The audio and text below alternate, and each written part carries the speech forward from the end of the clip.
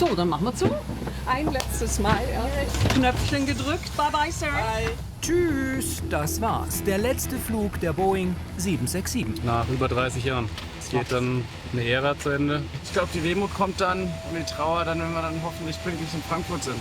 Man muss sich schon zusammenreißen. Es ist schon, geht einem schon nahe. Ich kann es nicht glauben, dass es jetzt bald zu Ende ist. Ja, einen wunderschönen guten Abend, meine Damen und Herren. An Bord dieser Boeing 767-300 auf einem sehr speziellen Flug für uns alle. Aufgeregt. Es ist einfach ein unglaublicher Charme, der das Flugzeug ausstrahlt, wo man einfach Geschichte erlebt. Definitiv. Es sind einfach die richtigen Proportionen, da passt alles. Da passt die Länge, die Spannweite, die Höhe. Das ist schon aber krass, auch wie viele uns beobachten. Der große Abschied, der letzte Flug der Boeing 767.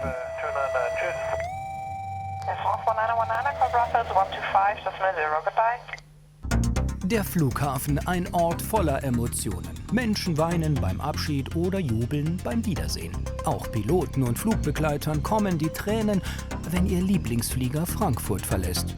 Und das für immer. Sie hat viele Fans. Die Boeing 767. Nein, nicht irgendeine 767. Die 767, die letzte der Airline. Mit der Kennung ABUK, kurz die Uniform Kilo. Frankfurt ist ihre Heimat seit 13 Jahren. Doch jetzt ist Schluss. Uniform Kilo ist nicht mehr effizient als Ferienflieger. Sie schluckt zu viel, ist zu laut und technisch oldschool. Die Airline schickt sie zur letzten Tour nach Kuba. Und zurück.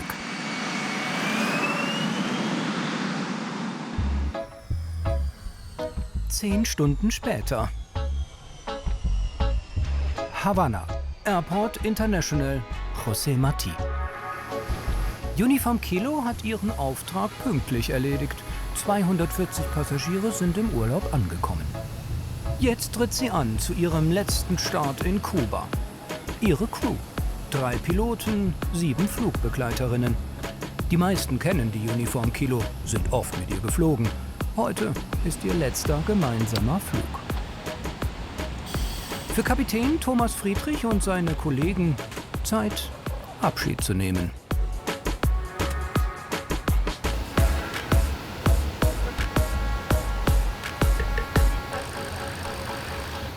Nach über 30 Jahren. Es geht dann eine Ära zu Ende. Ansonsten fühlen wir uns gut. Wir freuen uns. Es überwiegt noch ein bisschen der Stolz und die Freude. Morgen bin ich wahrscheinlich ein bisschen traurig. Pilot Christian Schwall fliegt erst seit 2 Jahren 767. Es war Liebe, schon beim ersten Take-Off. Ich freue mich auf diesen letzten Flug, diesen ganz, ganz besonderen 6-7 noch ein letztes Mal nach Frankfurt zu fliegen mit den beiden Kollegen. Ja, spannender Tag. Matthias Minge ist der 3. Pilot. Vorschrift bei der langen Flugzeit heute. Der Trennungsschmerz ist schon da. Ich dachte, die Wehmut und die Trauer, die trifft mich erst in Frankfurt, aber gerade beim Hochgehen der Treppe hier auf dem Flieger fing es schon langsam an. Ich bin jetzt seit über 11 Jahren hier auf der Boeing 767 und das ist schon eine Ära, die zu Ende geht. Und ja, es ist wunderbar, dass ich den letzten Flug noch mitmachen darf. Noch einmal der Uniform Kilo ganz nah sein beim Außencheck. Für Pilot und Flieger das letzte Mal.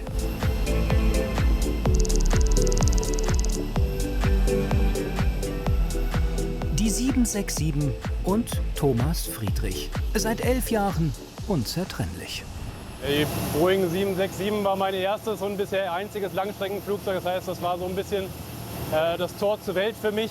Da wollte ich immer hin. Und für mich bedeutet die 67 eben jede Menge tolle Erfahrungen, tolle Ziele, auch tolle Crews natürlich, mit denen ich ziemlich viele neue Eindrücke gewinnen durfte. Sein erster Flug bleibt unvergessen. Er flog nach Kenia, Mombasa. Dort holte er sich den schlimmsten Sonnenbrand seines Lebens. Mit der 767 konnte er um die Welt fliegen. Das war sein Kindheitstraum.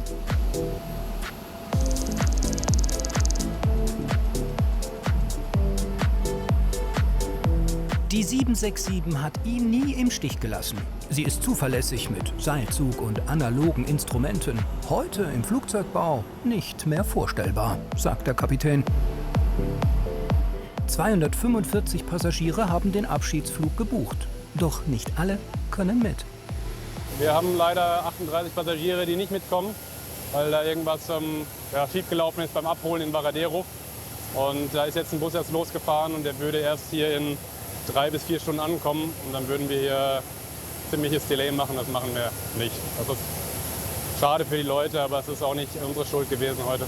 Ansonsten läuft alles ganz gut. Technisch der Flieger einwandfrei, soweit ich das beurteilen kann. Und dann, sobald die Kabine gereinigt ist, können wir dann mit Einsteigen anfangen und kommen hoffentlich pünktlich los.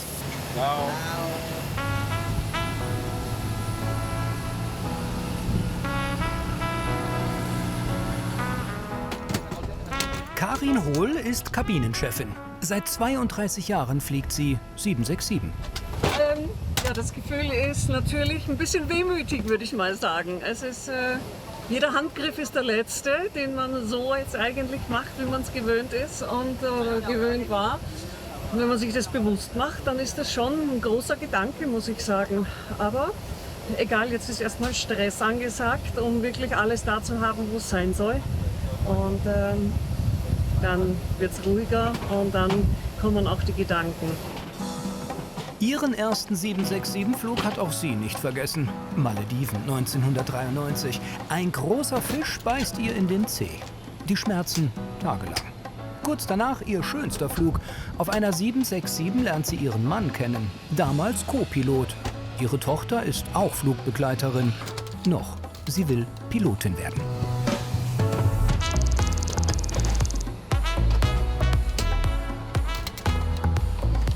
Das ist gutes Training. 10 Kilo wiegt die Getränkebox. War Stewardess ihr Wunschjob? Das war, nein, tatsächlich nicht in meinem Fokus. Es hat sich ganz einfach so ergeben.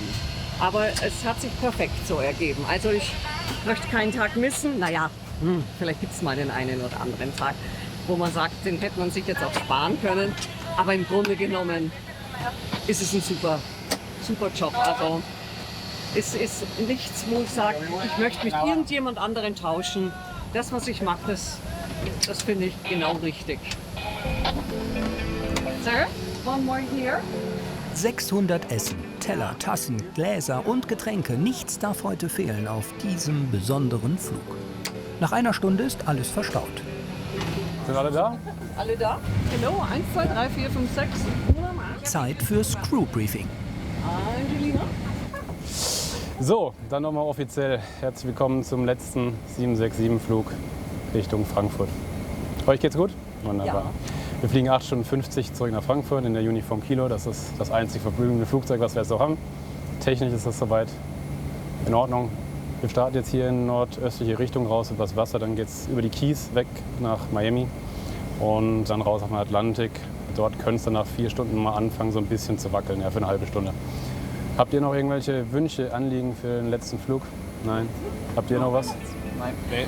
Alles klar. Nette Gäste und viel Spaß. Viel Spaß, ja. Viel Spaß, genau. Ja,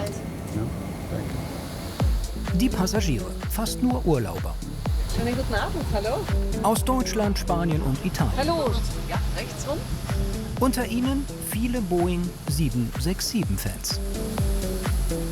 Und für Sie auch. This way, este lado. 26, hey. Sí, este lado también. Die gebürtige Österreicherin spricht viele Sprachen. Viele ein bisschen. Hallo, guten Abend. Nein, tatsächlich eigentlich nur Deutsch und Englisch, ein bisschen Spanisch, ganz, ganz wenig Italienisch. This way, please. Also, man kann sich behelfen. You alone? Solo? Okay, ese lado.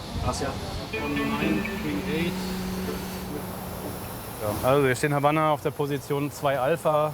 Wir dürfen selbst rausrollen, dann geht es wahrscheinlich über India Alpha zum Holding Point Runway 06. Kann ich zumachen? Da sind alle drin, was? Ja. Ja, okay, dann macht mal zu. So, dann machen wir zu.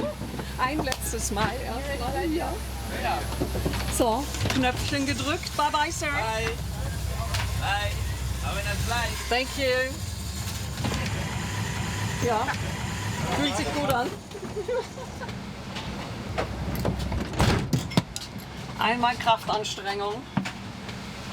Ja, einen wunderschönen guten Abend, meine Damen und Herren. Aus dem Cockpit dürfen Sie heute Abend recht herzlich an Bord dieser Boeing 767-300 auf einem sehr speziellen Flug für uns alle Richtung Frankfurt begrüßen. Ja, einige von Ihnen wissen es bereits, manche sind, glaube ich, nur deswegen hier an Bord. Dieser Flieger wird heute den allerletzten Boeing 767-Flug für die Condor durchführen. Und deswegen sind wir heute auch etwas wehmütig bei diesem letzten Flug. Wir freuen uns aber auch sehr und sind sehr stolz, dass wir Teil dieser Crew sein dürfen und Sie heute Richtung Frankfurt fliegen. Bis dorthin lade ich Sie ein, sich bequem zu machen für diesen letzten Flug mit diesem Flugzeug. Vielen Dank.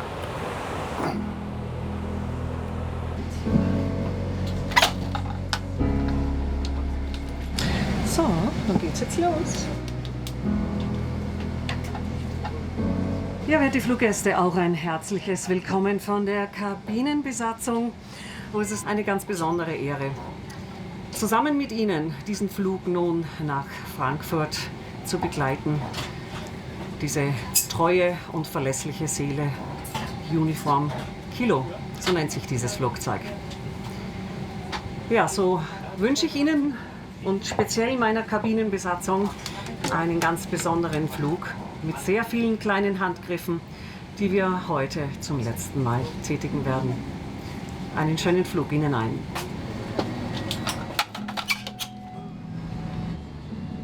Ja, man muss sich schon zusammenreißen. Geht einem schon nahe. Alles klar, before start items. Before start items, a firm. So, da gucken wir nochmal da drauf, letztes Mal. Sieht alles gut aus, ja? Dann Start Right Engine.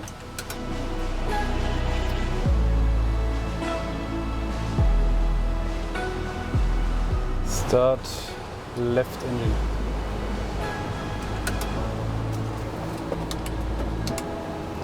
Gut, haben wir alles gelesen, ja? Alles gelesen. Sehr gut. Alle ready? Auf jeden Fall.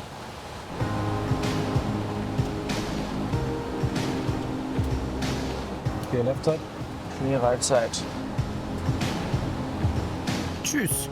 Ab nächster Woche kommt Condor mit einer neuen Maschine. Also rechts, links und dann Alpha. Rechts, alles klar. Wann Thomas Friedrich und seine Kollegen wieder nach Havanna fliegen, ist ungewiss. Für die neuen Maschinen haben sie noch keine Lizenz. Runway 06, cleared for line-up and takeoff and after departure contact Condor 2185, adios. Kabine sitzt, ich bin ready. On runway 06. Takeoff.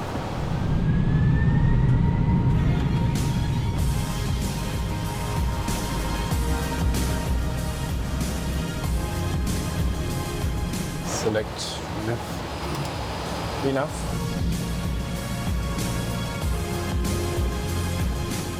Das war's. Kuba sagt Tschüss, Uniform Kilo.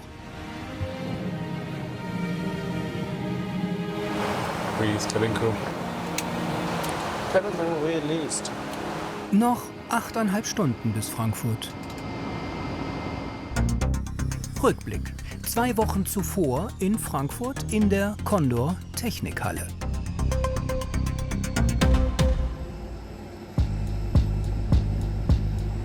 Die Uniform Kilo wird noch einmal herausgeputzt für ihren Abschiedsflug. Sie soll glänzen und vor allem funktionieren. Deshalb wird ein komplettes Triebwerk hinten ausgetauscht. Die hängen wir besser mal raus. Dafür verantwortlich der Herr hier unten rechts. Ja. Wir bauen jetzt den Hilfsgenerator wieder ein. Er liefert am Boden Luft für die Klimaanlage, für den Triebwerkstart und Strom für das komplette Flugzeug. Wir hatten eine kaputte gehabt, deswegen musste sie jetzt leider gewechselt werden. Da muss es rein, das Hilfstriebwerk. Millimeterarbeit für die Mechaniker. Jo, schön gleichmäßig. Steifer Nacken inklusive. Ja, ein bisschen, aber man gewöhnt sich dran. Es gibt aber noch deutlich engere Stellen, also das ist noch angenehm hier.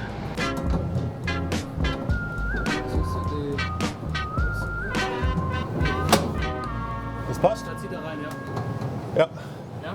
Dann nehmen wir einmal die Mutternscheiben und dann machen wir einmal fest. Schön festmachen. Ja, okay. Johannes, ihr kommt klar? Wir kommen klar. Ja. Das kriegen wir hin. Okay. Mike Küchler ist Fluggerätmechaniker. Er kennt jede Schraube an der Uniform Kilo.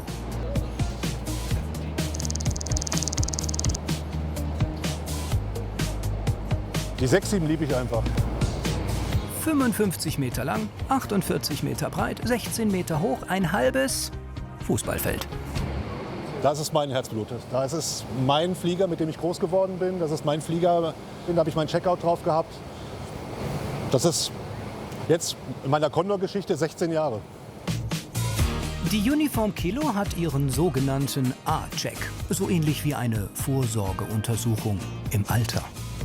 Das sind wiederholende Checks, die wir machen, alle 750 Stunden jetzt in dem Fall bei der 6-7. Da sind dann zum Beispiel Filterwechsel dabei von unseren Generatoren, von den Triebwerken. Da sind in regelmäßigen Abständen Abschmierarbeiten von Fahrwerken, von Flight Controls, halt Routinearbeiten.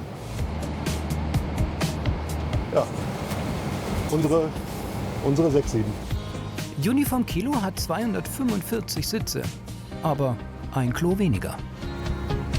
Uniform Kilo ist die einzige Maschine, die keinen mittleren Toilettenblock hat.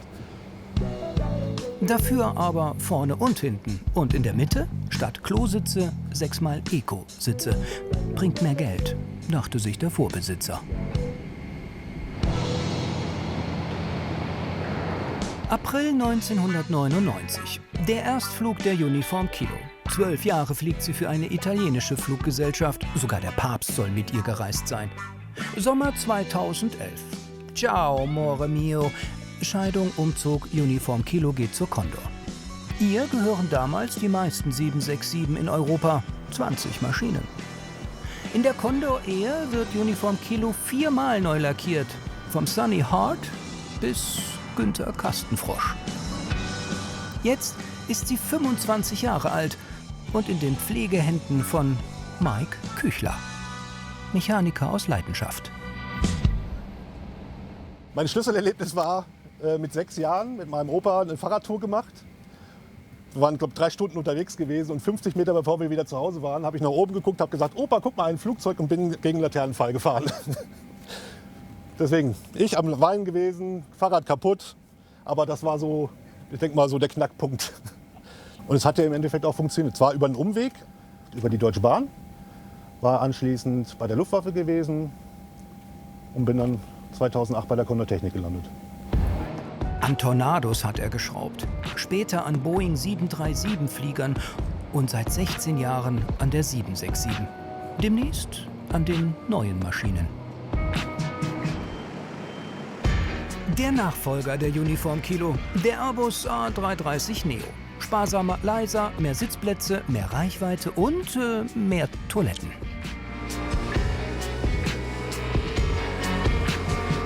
Hightech im Langstreckenflieger. 21 Stück hat Condor bestellt. Ready? Ready. Take off.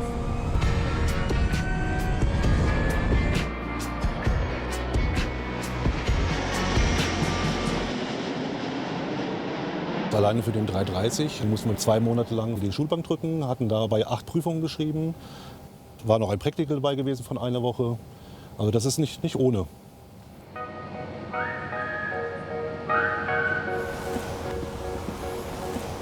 So, herein ins Reich des Piloten. Sein Lieblingsplatz. Hier hat er oft gesessen, beim Testlauf der Triebwerke. Die 767 ist wie ein edler Oldtimer. Da macht das Schrauben besonders viel Spaß, sagt Mike Küchler. Meine Highlights, Triebwerkswechsel, Fahrwerkswechsel, hatten wir ja dann auch schon zusammen erlebt. Genau, zum ersten Mal vor einer Kamera bei Mittendrin. Wie war's? Ich war nervös, erstmal, dass ihr dabei seid. Vor 3 Jahren Fahrwerkswechsel an einer 767. Alle zusammen! Auf! Jetzt alle wieder. Alle! Wir machen jetzt Hochzeit. Ja, auf. Okay, eine an die Pumpe bitte. Hängen wir irgendwo? Bisschen können wir noch, aber nicht mehr viel. Ah, zu viel, zu viel, zu viel, zu viel. Höher, höher, wir müssen höher, höher.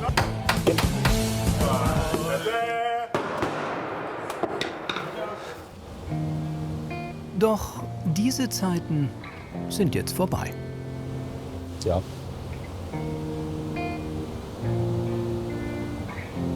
Wahrscheinlich für immer.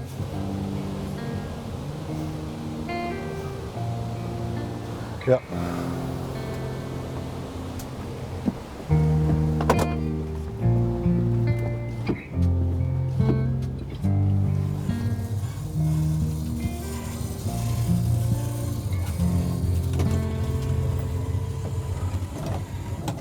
Eine McDonald-Douglas-Tür. Ich kenne sie nur von der 6-7 und halt von der MD-11. Die Boeing 767, seine große Liebe. Nach seiner Ehefrau. Verliebt, ja. Definitiv.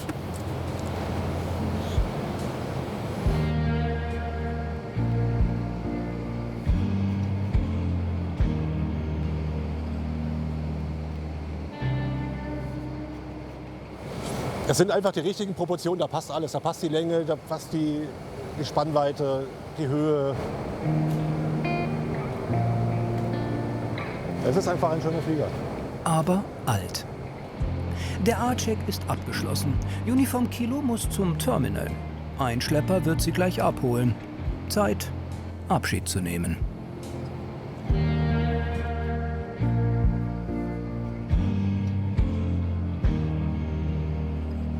Tschüss sagen. Wahrscheinlich ein Tränchen verdrücken. Aber so, dass es keiner sieht.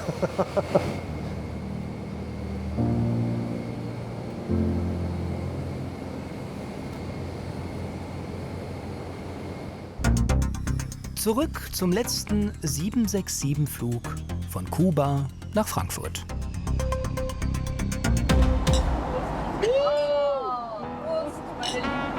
The last time, der letzte Flug. Ja, wie geil. Sie feiern Uniform Kilo, die Passagiere von Flug 2185. Ich hatte schon fast Pipi in den Augen, obwohl ich nicht vom fliegenden Personal bin. Fand es sehr bewegend. Auch Christian Kraft aus dem Kraichgau kann sein Glück kaum fassen. Ich bin einfach begeistert. Und das Schönste ist heute noch den letzten Flug von der 767 Boeing von Havanna nach Frankfurt mitzuerleben. Das ist ganz geile Stimmung und ich bin wirklich glücklich, hier dabei zu sein. Nach Feiern ist ihr nicht zumute. Angelika Usay-Tippmann muss die Betten machen. Hier schlafen die 3 Piloten, 2 fliegen immer, die sind ja zu dritt und einer geht in Pause und dann wechseln sie sich ab. Und ja, und da baue ich hier so ein kleines Separé auf. Verrückt. Ein Ruheraum im Passagierbereich der Business Class. So, ich muss mal ganz kurz bei Ihnen hier ein bisschen rumwurschteln. Darf ich das mal ganz kurz runterlegen? Ja, wir sind wirklich losgekommen, aber nach. Von hier aus Richtung Skyline leuchtet, der Bebauungsraum Miami, Fort Lauderdale, West Palm Beach. Von dort aus geht es dann raus auf den Atlantik, werden nördlich von Bermuda entlang der Ostküste fliegen. Noch ein Abstecher in Neufundland und von dort aus geht es dann über den Nordatlantik Richtung Europa. Das Separé erinnert an eine Umkleidekabine im Kaufhaus. Die schweren Vorhänge sollen den Lärm dämmen. In der Economy Class ist der Ruheraum für die Flugbegleiter. Natürlich nicht so komfortabel wie bei den Piloten. Auf dem Nachtflug, wenn Ruhe ist in der Kabine, kann man da auch schlafen. Das geht schon ganz gut. Und auf unserem neuen Flugzeug, auf dem Neo, da haben wir ein richtiges Crewrest. Das ist unten, da muss man so eine Hühnerleiter runterkrabbeln und da hat man richtige Betten. Die erste 767 für Condor startet 1991. So, dann gehe ich mal wieder in die Küche. Von Anfang an dabei Angelika. Ihr letzter Boeing-Flug heute macht sie traurig. Da wird schon ein Tränchen fließen bei der Landung in Frankfurt. Es ist so schön und ja, es ist halt eine große Umstellung, wenn man 34 Jahre lang auf Boeing gearbeitet hat und muss plötzlich Airbus fliegen. Und deswegen, wir werden den Flieger alle vermissen. Zumindest die älteren Kollegen. Die neuen Kollegen, die kennen das ja nicht so wie wir. Ich gehe da mal los. Reihe 5, die möchten nur Vorspeise, die wollen gar kein warmes Also Essen. Mitte, in der Mitte. Die Dame in der Mitte möchte nur Vorspeise und der Herr auf A hat auch nur Vorspeise gesagt. 3 Hauptmenüs stehen zur Auswahl in der Porzellanklasse. Als erstes Essen gibt es ein schön gewürztes Hühnchen mit Kartoffeln und Gemüse, einen feinen Kabeljau und vegetarische Tagliatelle, irgendwas Nudeliges, vegetarisch. Aber ist das Essen aus Frankfurt, das ist immer sehr gut, muss man schon sagen. So. Thymian. Der Tee sieht auch ganz toll aus heute, muss ich sagen. Und nebendran die Nudeln. Das Hühnchen ist am Fenster in Reihe 4. Schön. Nach 2 Stunden sind alle Gäste versorgt. Kurze Erholungspause auf Klappstühlen. Serienausstattung in der Boeing.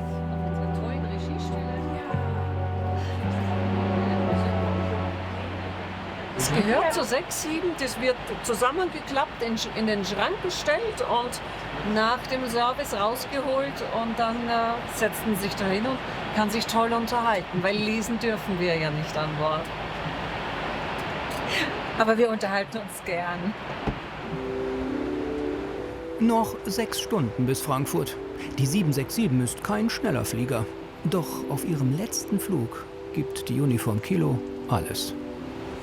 Heute haben wir besonders starken Rückenwind, sodass wir tatsächlich wahrscheinlich 40, 45 Minuten vor geplanter Ankunftszeit in Frankfurt landen werden. Ausgerechnet heute. Jede Minute wollen sie genießen.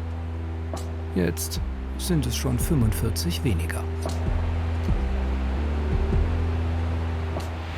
Also es ist einfach ein unglaublicher Charme, der das Flugzeug ausstrahlt. Ne?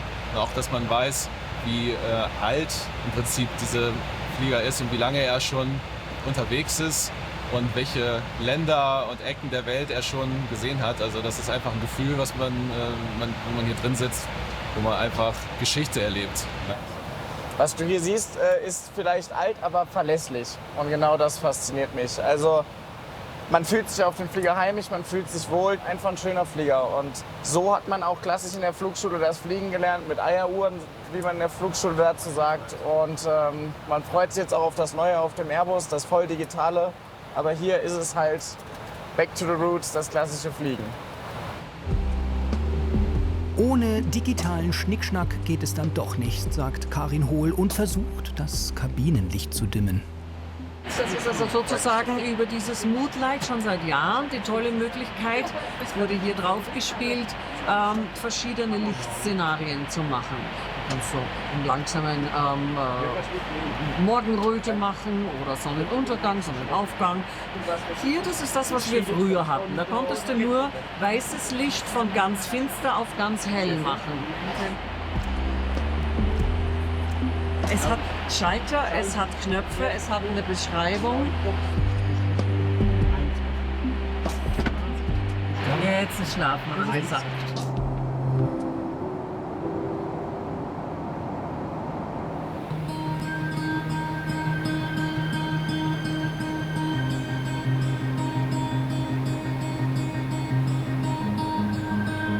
Drei Stunden später. Sonnenaufgang über dem Atlantik. Gleich ist sie vorbei, die gemeinsame Zeit mit der 767, mit der Uniform Kilo. Das ist schon verrückt, wenn man sich das vor Augen führt, dass in 1,5 Stunden die Ära zu Ende ist, wir das letzte Mal Triebwerke ausschalten und es unwiderruflich vorbei ist. Ne? Die Geschichte der Boeing 767 beginnt 1981. Helmut Schmidt ist noch Kanzler. Charles heiratet Diana und Boeing präsentiert ihren ersten Langstreckenjet mit 2 Triebwerken. Das Cockpit bis heute fast unverändert. Wir haben auch nochmal einen Airspeed Indicator, das heißt ein Geschwindigkeitsmesser. Dann der Höhenmesser ist in anderen Flugzeugen auch oft in diesem Display integriert, in diesem Flugzeug nicht. Da haben wir das analog als Grundinstrument. Genauso der vertikale Speed Indicator zeigt uns an, mit wie viel Fuß die Minute wir steigen oder sinken. Das haben wir beide jeweils einmal auf unserer Seite und in der Mitte gibt es das Ganze nochmal als absolute Notfallinstrumente. Wir kommen damit genauso um die ganze Welt wie alle anderen auch. 2014 hat Boeing die Produktion der 767 als Passagierflieger eingestellt. Heute bauen sie nur noch Fracht- und Militärversionen. Thomas Friedrich und seine Kollegen haben Glück. Sie dürfen noch einen Oldtimer fliegen, die Boeing 757. Sie geht erst nächstes Jahr in Rente. Die Boeing 757 ist quasi das Schwestermodell, das ist ein bisschen kleiner. Und für die kurze Mittelstrecke gedacht, wird sie noch bis voraussichtlich Ende nächsten Jahres fliegen. Dann werden wir auf den Airbus umgeschult. So wie fast alle 300 767-Piloten der Airline. Was bleibt, sind die vielen gemeinsamen Abenteuer, sagt Matthias Minge. Thomas und ich können da auf jeden Fall ein Highlight teilen, nämlich die Cargo Ops, also die Frachtoperation der Condor zu Zeiten Coronas. Da haben es die Condor nämlich geschafft, sowas auf die Beine zu stellen, indem sie einige Boeing 767 zu Frachtern umgebaut hat, indem sie die Sitze der Kabine ausgebaut hat. Und so sind wir dann über Almaty in verschiedenste Teile Chinas geflogen, um Masken und andere Frachtgüter während Corona nach Deutschland zu bringen. Und es war einfach eine spannende Zeit und aufregend. Ja. Mit Kreuzworträtseln gegen die Müdigkeit. Karin Hohl sitzt neben diesem speziellen 767-Vorhang. Das ist eine Kälteschutzdecke, weil unsere Türen, ja, alte Maschinen, das sind ganz schöne Kältebrücken. Also da zieht es schon mal gut rein. Das ist gut, wenn man Getränke kalt stellen möchte. Die braucht man nur hier am Boden stellen, dann bleiben die auch tatsächlich kalt. Aber es ist natürlich jetzt für uns überhaupt bei einem Nachtflug, wenn man hier doch längere Zeit alleine sitzt, wird es schon schnell kalt. Noch 2 Stunden bis Frankfurt. Zeit für das Frühstück.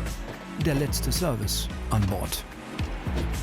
Da brauche ich O-Saft, Tomate. Tomatensaft ging heute gar nicht gut.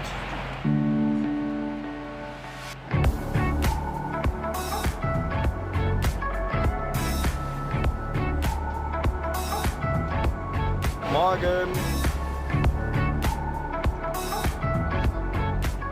Du sagst Bescheid, ne? Wann du bereit bist. Jederzeit? Ja, bin bereit, freue mich. Wechseln jetzt noch gleich ein letztes Mal, dass ich wieder rechts sitzen kann. Und dann geht ja auch schon bald der Sinkflug los.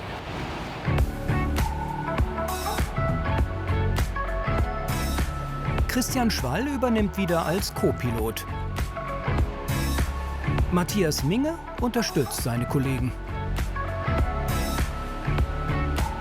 Kapitän Thomas Friedrich wird die Uniform Kilo landen, zum letzten Mal. Noch eine Stunde bis zur Landung. Die Laune der Crew ist schon jetzt am Boden. Ich kann es nicht glauben, dass es jetzt bald zu Ende ist. Das ist schon Kloß im Hals. Zeit für noch mehr Erinnerungen mit Uniform Kilo. Das allerschönste Erlebnis war, Deutschland steht im Finale in Brasilien. Und es war alles schon vorbereitet und es hieß, wenn wir gewinnen, werden wir nach Brasilien fliegen. Der kommt an! Mach ihn! Mach ihn! Er macht ihn! Mario Götze! Das ist doch Wahnsinn! Mit Fußballfans. Die Stimmung hat natürlich gebebt im Flieger, schon auf dem Hinweg, auf dem Rückweg natürlich noch mehr. Also das war wirklich, da wurden wir auch sehr, sehr beneidet für dieses Event. Das war toll. Aufräumen, verstauen und sichern. Auch wenn dies der letzte Flug ist. Uniform Kilo müssen sie sauber und ordentlich hinterlassen. Wie nach jedem Flug. Manchmal auch ganz schön anstrengend. Ein letztes Mal alles verstauen und nachher ein letztes Mal alles rausholen und dann... In 10 Minuten ist Sinkflug. Dann war's das. Und dann? Tja. Gut, ganz kurz, ne? Ja, dann war's das. So ist das heute. Irgendwann ist immer das letzte Mal. Ja, einen wunderschönen Morgen, meine Damen und Herren. Ja, Sie haben vielleicht gemerkt, wir haben bereits die Reiseflughöhe verlassen. Wir werden uns jetzt auf die Landung vorbereiten. Letztes Mal in diesem Flugzeug. Das Wetter ist auch ein bisschen besser geworden. Wir sind im Moment aufgelockert bewölkt bei 10 Grad und leichten Winden aus südlichen Richtung. In Frankfurt wird Uniform Kilo schon erwartet, am Aussichtspunkt Ost. Der letzte Flug hat sich herumgesprochen, vor allem bei Planespottern, Flugzeugfans. Viele haben sich extra heute freigenommen, um die letzte Landung in Frankfurt zu fotografieren. Auch Cesari Jaschner und sein Kumpel Felix. Sie haben schon mehr als 10.000 Fotos von Flugzeugen. Der letzte Anflug der Uniform Kilo darf natürlich nicht fehlen. Ja, wir warten heute auf die letzte 767 von der Condor. Die kommt gleich ungefähr 9 Minuten aus Havanna zurück und landet auf der hier 25 Left, also auf der Südbahn am Frankfurter Flughafen. Und ja, das ist dann die letzte Landung für sie. Der Flieger jetzt, der kommt, der ist 25 Jahre alt, der ist älter als ich. Der Flieger ist sehr lange unterwegs gewesen, die 67 ist sehr lange unterwegs gewesen. Man merkt schon, dass in der Fliegerei viel in der Entwicklung ist und neue Generationen kommen und das ist jetzt halt auch wieder so ein Umbruch. Sie ist gleich schon da.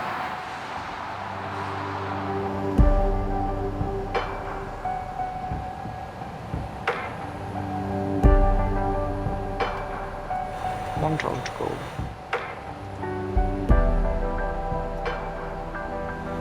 Lights on. 10 minutes to landing. Lights on, 10 minutes. Cabin attendants, please prepare for landing.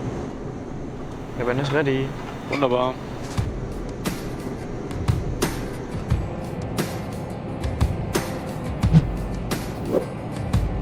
Heading select, heading 160, 5 south, set QNH. Check QNH 1016 is cross-check passing 6,100 feet.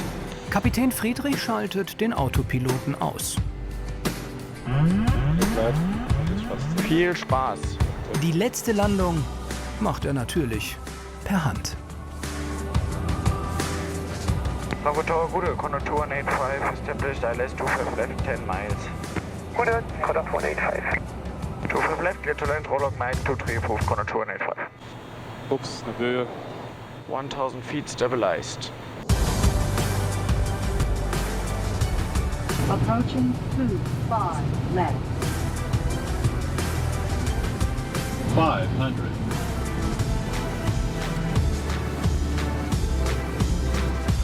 Da ist die 767.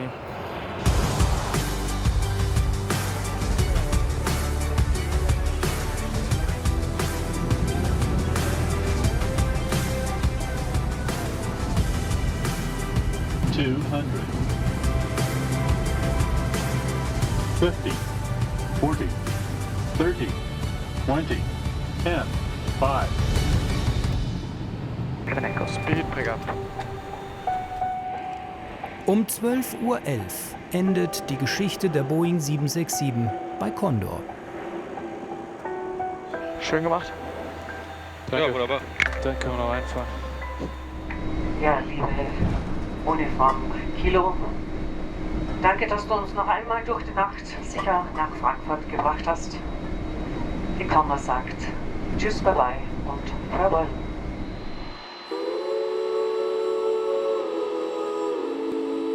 Ja, ich denke mal, die sind für uns, ne? Die 767 Follow Me Eskorte hat das letzte Mal hier gelandet heute.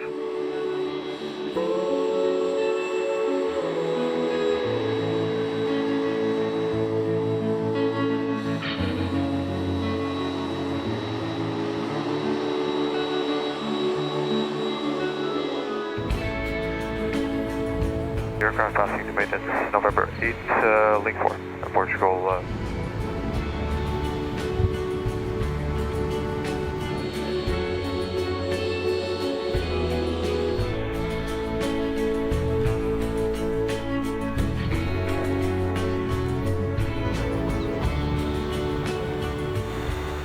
ist schon aber krass, auch wie viele uns beobachten.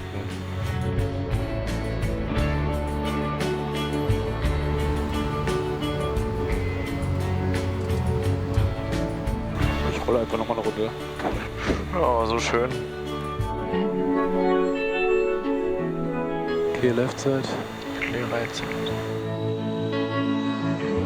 Die Uniform Kilo war ein fleißiger Passagierflieger. In 25 Jahren ist sie 13.000 Mal gestartet. 110.000 Flugstunden war sie in der Luft. Und mehr als 3 Millionen Fluggäste sind mit ihr geflogen. So, Freunde. One last time.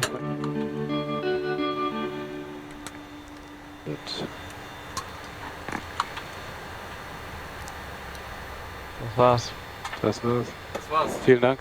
Vielen War Dank. mir eine Freude.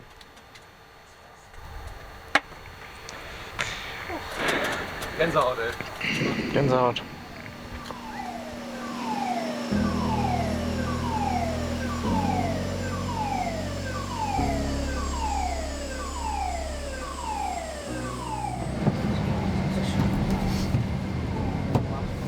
Gutes Stück. War so schön, wie die draußen alle standen und gewunken haben. Sehr berührend.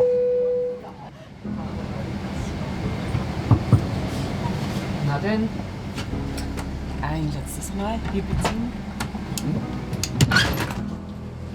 Ein letztes Mal Knöpfchen drücken.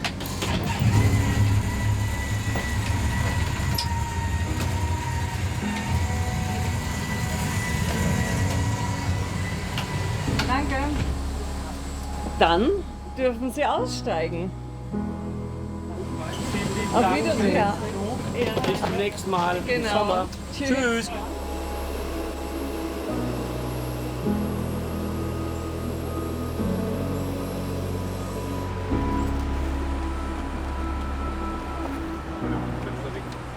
War aufregend mit den ganzen Follow-Mes ein letztes Mal zur Parkposition begleitet zu werden und dann mit so vielen Menschen hätte ich nicht gerechnet. Ladecrews, Cleaning-Crews, Techniker, alle sind da und begeistert. Schönes Gefühl. Als die letzte Engine ausgeschaltet wurde, kam echt Gänsehaut. Hätte ich nicht gedacht, dass mich das so emotional mitnimmt, aber so ist es. Ja, besonders eben. Ne? Ich glaube, da fehlen einem die Worte. Man hat es gemerkt. Zum Schluss ein Kuss von Angelika Osei-Tippmann. Ja, der rechte. Und der linke? Der ist von Kirsten. Ja, der linke ist mein. Ist auch besonders gut gelungen. So, geht's los. Also hat uns wirklich sehr gefreut. Schön, dass wir eine Crew waren, dass wir gemeinsam diesen letzten Umlauf gemacht haben. Schönen Feierabend.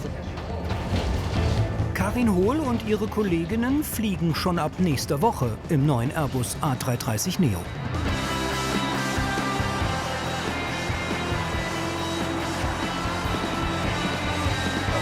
Und was passiert mit der Uniform Kilo? Sie bekommt noch ein zweites Leben als Frachtflieger bei einer anderen Airline.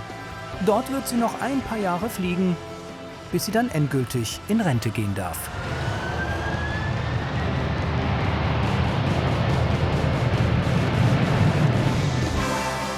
Tschüss und alles Gute. Uniform Kilo.